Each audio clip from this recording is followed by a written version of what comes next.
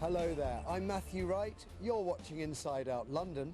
Here's what's coming up on tonight's show. Confusing and misleading.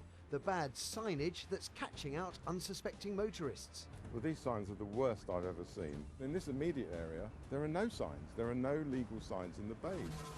We reveal the cruel IVF postcode lottery that's making it harder for couples to start a family. You hear about other people getting pregnant and you just think, well, why can't that be me? I'm just scared that it's never going to happen.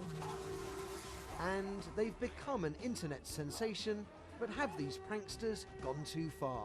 I'm led to believe that a lot of times police are called at the end of these incidents and police have to attend. So therefore, by the sheer nature of that, it's wasting police time.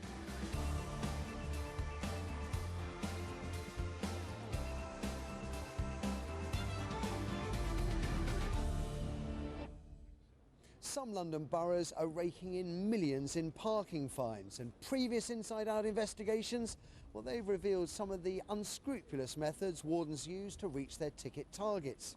Now we've discovered parking officers in one London borough are using poor or misleading signage to catch out unsuspecting motorists, and as for the authorities, well, they seem to be turning a blind eye.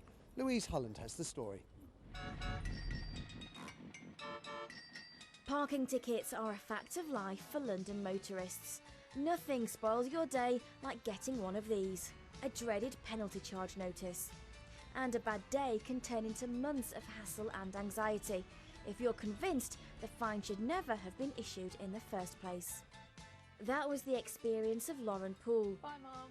Who got a ticket after parking outside her parents' house in Gants Hill in North East London. Just after midnight I came out of my parents' house and I saw a parking ticket being issued on my car. I was really confused. For years, Lauren had left her car in this road during her evening visits. But a new rule meant on some days, parking on the yellow line after midnight was prohibited. I said, where is the signage? And he referred to one that was across the road, which was twisted. This is the sign the civil enforcement officer pointed to. It was small and facing away from the road. It wasn't visible from where I was standing. It was facing the complete wrong direction. Lauren appealed to Redbridge Council but was told the penalty must stand.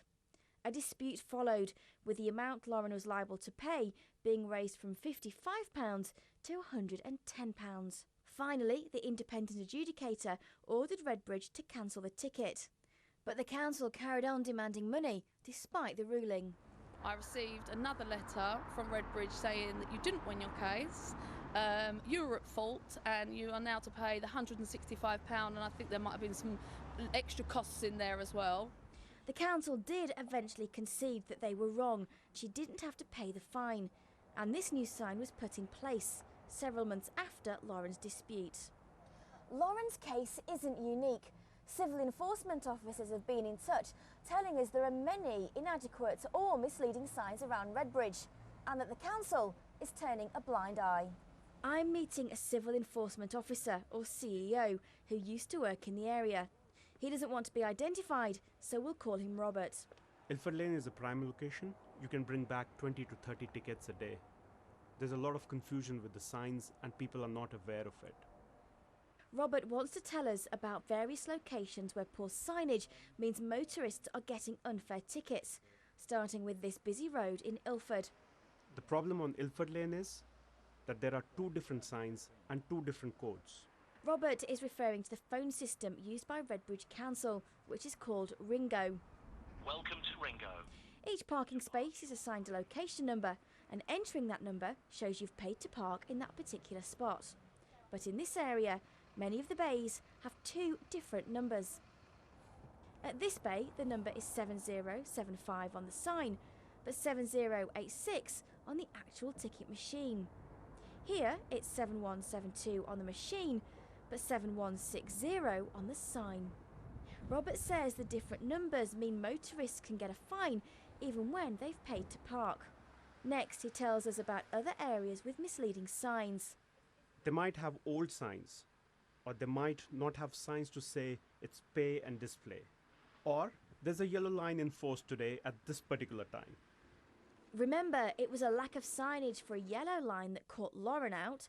While in this location, the signs don't have legally required information, such as when time of day restrictions apply. Here there's a sign but no ticket machine, and in some places there are simply no signs at all.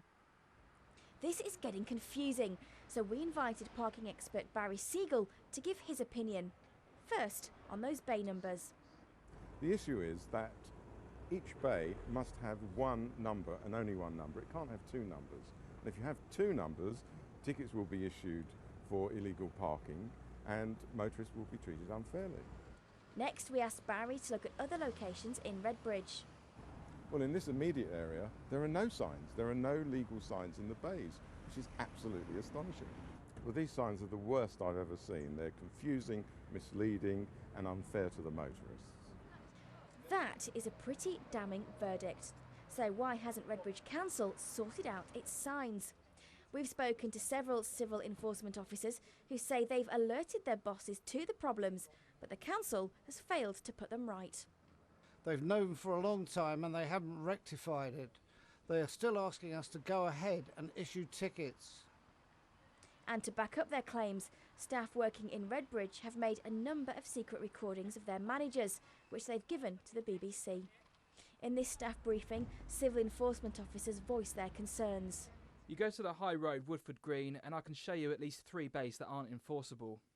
You can't bend the rules. We've been bending the rules since I started here. We know we can get tickets there, even though I know personally I'm doing a wrong. But their boss, Michael Drick, the contract manager for parking company APCOA, is clear on what the council, referred to as the client, expects. Client has said we want you to issue tickets there. Now, bottom line is, we've got to do what they tell us. Responding to our investigation, Redbridge Council told us, whenever new signs are put up, we are careful to ensure they meet the correct legal requirements. After the BBC alerted us to some confusion in location numbers for the Ringo service, we have carried out an audit, and where any discrepancies have been identified, we have contacted Ringo and asked them to correct this. Like the rest of London, fewer tickets are being issued in Redbridge than in previous years, and according to our CEOs, that's resulting in more pressure being put on them.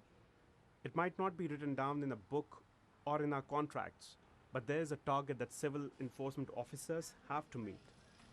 And in another meeting, videoed secretly by the CEOs, contract manager for APCOA, Michael Drick, explains why staff have to perform better. I'm telling you, this is deadly serious, all right? We have a week to bounce back big time. His points are reinforced by an officer for Redbridge Council. At the start of this contract, 8,000 PCNs were being issued a month. It's gradually dropped and dropped and dropped and dropped. It's now about 5,500. So something's going wrong somewhere. Then Mr. Drick sets out the target. The client expects around about 1.25, 1.3 tickets an hour. I spoke this morning to a group of people, a group of CEOs, who suggested that there weren't many tickets out there. But actually, if there's not many tickets out there, we can get rid of 10 CEOs tomorrow. If they feel the tickets are not out there, this contract can be terminated with the amount of people on immediately. And CEOs say they're only valued and praised if they meet or exceed their targets. These are emails sent from Redbridge Council to managers at APCOA. One reads, excellent performance in terms of ticket numbers over the weekend, 12.7 per civil enforcement officer. And in another, one high achiever is praised for being on fire, 34 penalty charge notices already. In a statement, Redbridge Council told us they'd endeavour to investigate the evidence in our report. On the issue of ticket targets, they said, our goal is to ensure that motorists park safely and within the rules, not to arbitrarily increase the number of penalty charge notices issued. While parking company APCOA said, we do not condone or tolerate any behaviour that could be interpreted by staff as penalising or reprimanding them for the level of penalty charge notices that they issue. They also told us, we have begun an investigation and will take full and appropriate action pending the outcome of this review. Whatever the outcome of any investigation, the CEOs we've spoken to say they want a fairer system where their job is about helping motorists and not just fining them. At the end of the day, it is a business and they need to make their money. I think it's unfair. They're cheating people.